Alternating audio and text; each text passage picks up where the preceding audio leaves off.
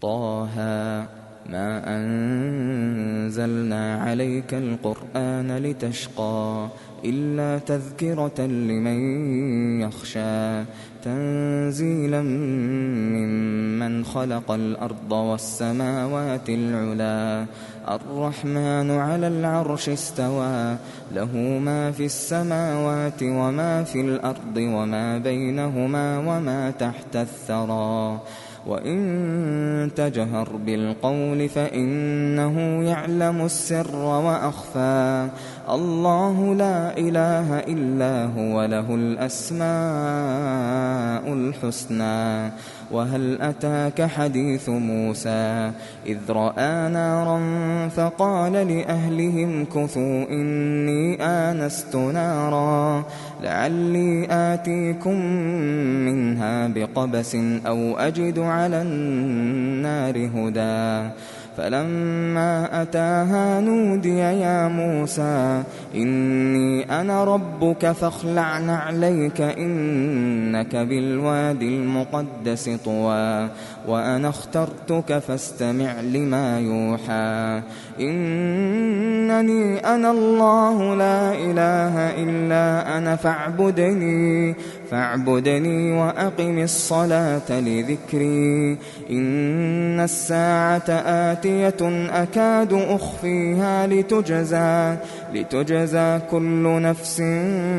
بما تسعى فلا يصدنك عنها من لا يؤمن بها واتبع هواه فتردى وما تلك بيمينك يا موسى قال هي عصاي أتوكأ عليها وأهش بها على غنمي ولي فيها مآرب أخرى قال ألقها يا موسى فألقاها فإذا هي حية تسعى قال خذها ولا تخف سنعيدها سيرتها الأولى واضمم يدك إلى جناحك تخرج بيضاء من غير سوء آية أخرى لنريك من آياتنا الكبرى اذهب إلى فرعون إنه طغى قال رب اشرح لي صدري ويسر لي أمري واحلل عقدة من لساني يفقه قولي واجعل لي وزيرا من أهلي هارون أخي أشدد به أزري وأشركه في أمري كي نسبحك كثيرا ونذكرك كثيرا إنك كنت بنا بصيرا قال قد أوتيت سؤلك يا موسى ولقد مننا عليك مرة أخرى إذ أوحينا إلى أمك ما يوحى أن اقذفيه في التابوت فاقذفيه في اليم فليلقه اليم بالساحل يأخذه عدو لي وعدو له وألقيت عليك محبة مني ولتصنع على عيني إذ تمشي أختك فتقول هل أدلكم على من يكفله فرجعناك إلى أمك كي تقر عينها ولا تحزن وقتلت نفسا فنجيناك من الغم وفتناك فتونا فلبثت سنين في أهل مدين ثم جئت على قدري يا موسى واصطنعتك لنفسي اذهب أنت وأخوك بآياتي ولا تنيا في ذكري اذهبا إلى فرعون إنه طغى فقولا له قولا لينا لعله يتذكر أو يخشى قالا ربنا إننا نخاف أن يفرط علينا أو أن يطغى قال لا تخافا إنني معكما أسمع وأرى فأتياه فقولا إنا إنا رسولا ربك فأرسل معنا بني إسرائيل ولا تعذبهم قد جئناك بآية من ربك والسلام على من اتبع الهدى إنا قد أوحي إلينا أن العذاب على من كذب وتولى قال فمن ربكما يا موسى قال ربنا الذي أعطى كل شيء خلقه ثم هدى قال فما بال القرون الأولى قال علمها عند ربي في كتاب لا يضل ربي ولا ينسى الذي جعل لكم الأرض مهدا وسلك لكم فيها سبلا وأنزل من السماء ماء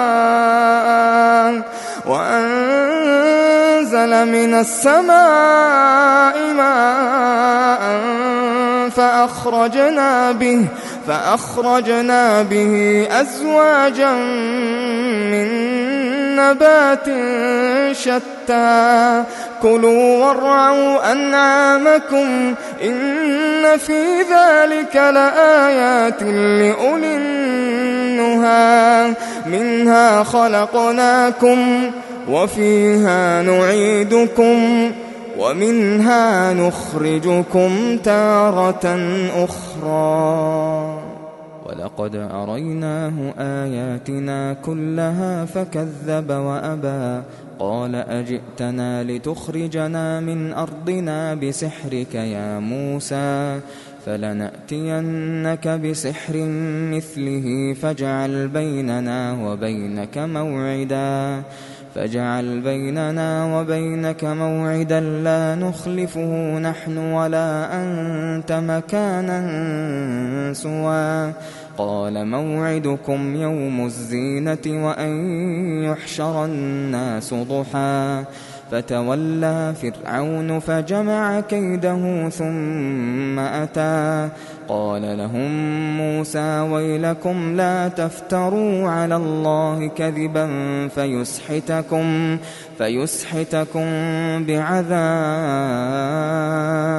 وقد خاب من افترى فتنازعوا أمرهم بينهم وأسروا النجوى قالوا إن هذان لساحران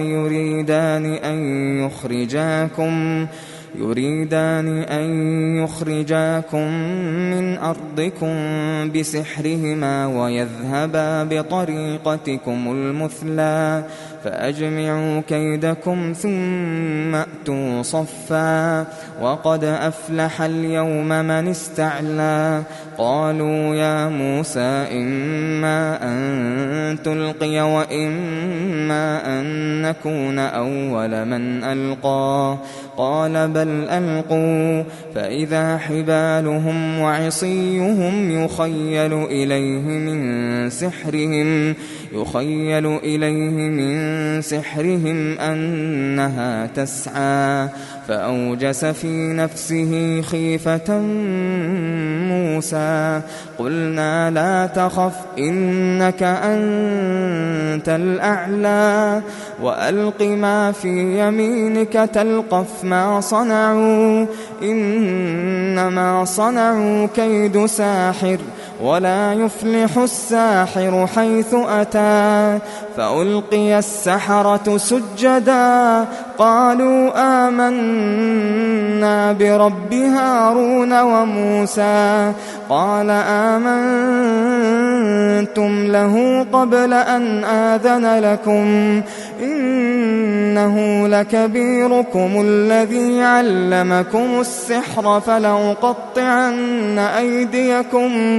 فلأقطعن أيديكم وأرجلكم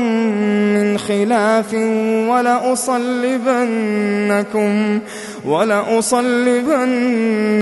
في جذوع النخل ولتعلمن أينا أشد عذابا وأبقى. قالوا لن نؤثرك على ما جاءنا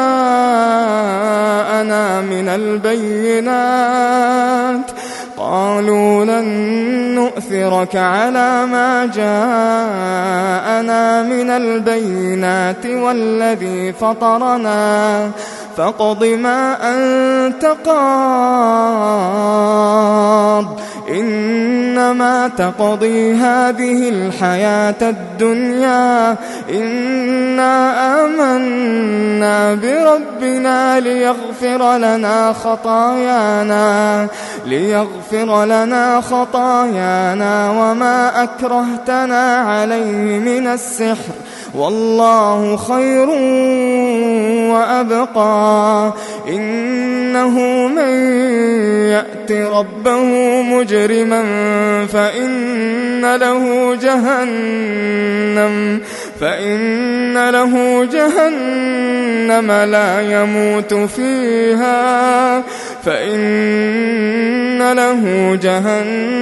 لا يموت فيها ولا يحيا. ومن يأته مؤمنا قد عمل الصالحات فأولئك لهم الدرجات العلى جنات عدن تجري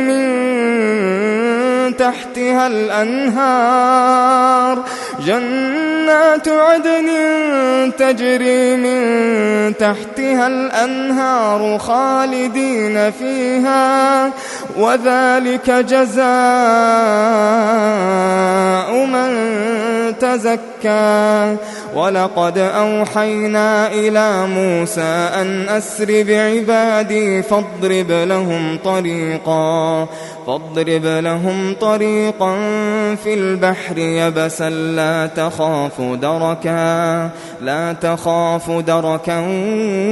ولا تخشى. فأتبعهم فرعون بجنوده فغشيهم من اليم ما غشيهم وأضل فرعون قومه وما هدى. يا بني إسرائيل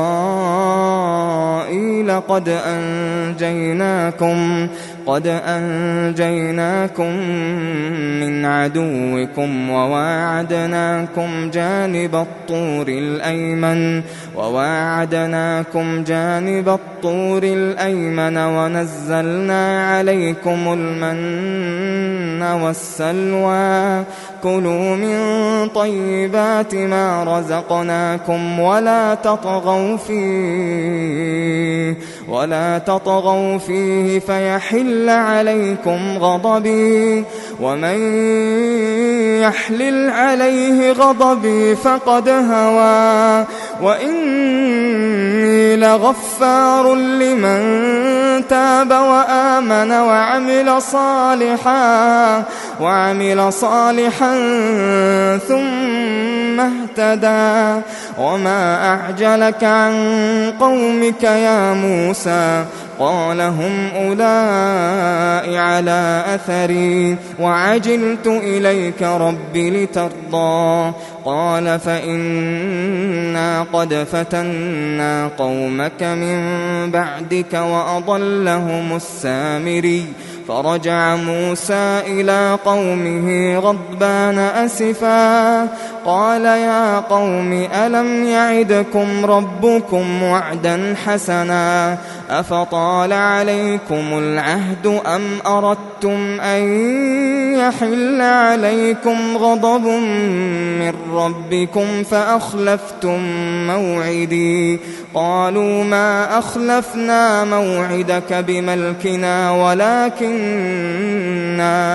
ولكننا حملنا أوزارا من زينة القوم فقذفناها فكذلك ألقى السامري فأخرج لهم عجلا جسدا له خوار فقالوا هذا إلهكم وإله موسى فنسي أفلا يرون ألا يرجع إليهم قولا ولا يملك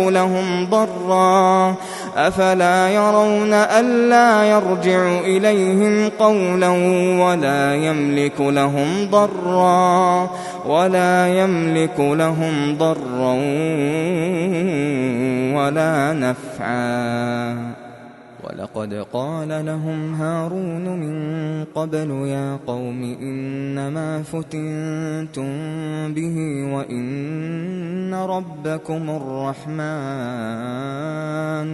وإن ربكم الرحمن فاتبعوني وأطيعوا أمري قالوا لن نبرح عليه عاكفين حتى يرجع إلينا موسى قال يا هارون ما منعك إذ رأيتهم ضلوا ألا تتبعني أفعصيت أمري قال يا ابن أم لا تأخذ بلحيتي ولا برأسي إني خشيت أن تقول فرقت بين بني إسرائيل ولم ترقب قولي قال فما خطبك يا سامري قال بصرت بما لم يبصروا به فقبضت قبضة من أثر الرسول فنبذتها وكذلك سولت لي نفسي قال فاذهب فإن لك في الحياة أن تقول لا مساس وإن لك موعدا لن تخلفه وانظر إلى إلهك الذي ظلت عليه عاكفا لنحرقنه ثم لننسفنه في اليم نسفا إنما إلهكم الله الذي لا إله إلا هو وسع كل شيء علما كذلك نقص عليك من أنباء ما قد سبق وقد آتيناك من لدنا ذكرا من أعرض عنه فإنه يحمل يوم القيامة وزرا خالدين فيه وساء لهم يوم القيامة حملا يوم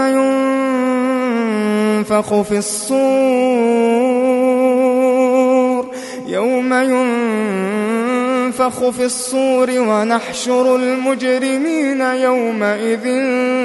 زرقا يتخافتون بينهم إن لبثتم إلا عشرا نحن أعلم بما يقولون إذ يقول أمثلهم طريقة إن لبثتم إلا يوما ويسألونك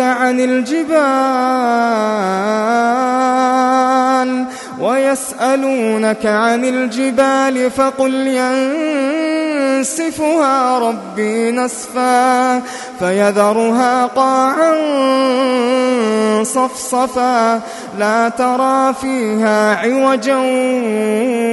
ولا أمتا يومئذ يتبعون الداعي لا عوج له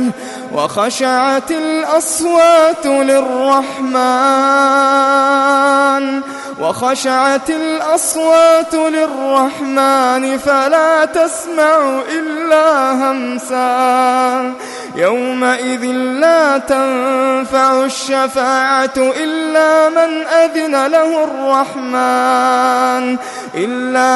أذن له الرحمن ورضي له قولا يعلم ما بين أيديهم وما خلفهم ولا يحيطون به علما وعنت الوجوه للحي القيوم وقد خاب من حمل ظلما ومن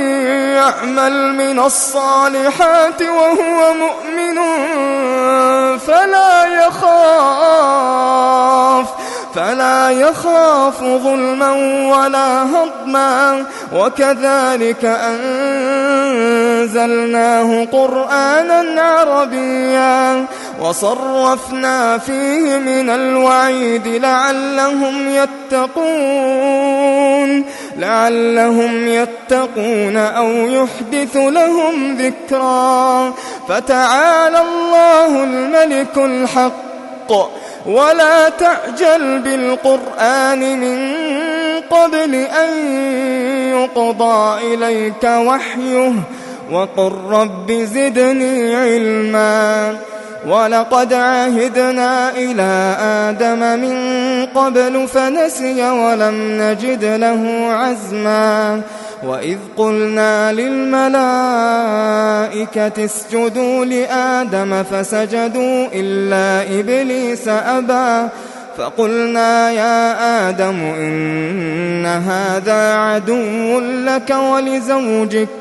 إن هذا عدو لك ولزوجك فلا يخرجنكما من الجنة فتشقى إن لك ألا تجوع فيها ولا تعرى وأنك لا تظمأ فيها ولا تضحى فوسوس إليه الشيطان قال يا آدم هل أدلك على شجرة الخلد وملك لا يبلى فأكلا منها فبدت لهما سوآتهما وطفقا يخصفان عليهما من ورق الجنة وعصى آدم ربه فغوى ثم اجتباه ربه فتاب عليه وهدى قال اهبطا منها جميعا بعضكم لبعض عدو فإما يأتينكم مني هدى فمن اتبع هداي فلا يضل ولا يشقى ومن أعرض عن ذكري فإن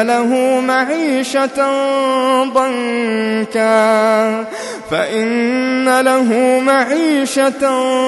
ضنكا ونحشره يوم القيامة أعمى قال رب لم حشرتني أعمى وقد كنت بصيرا قال كذلك أتتك آياتنا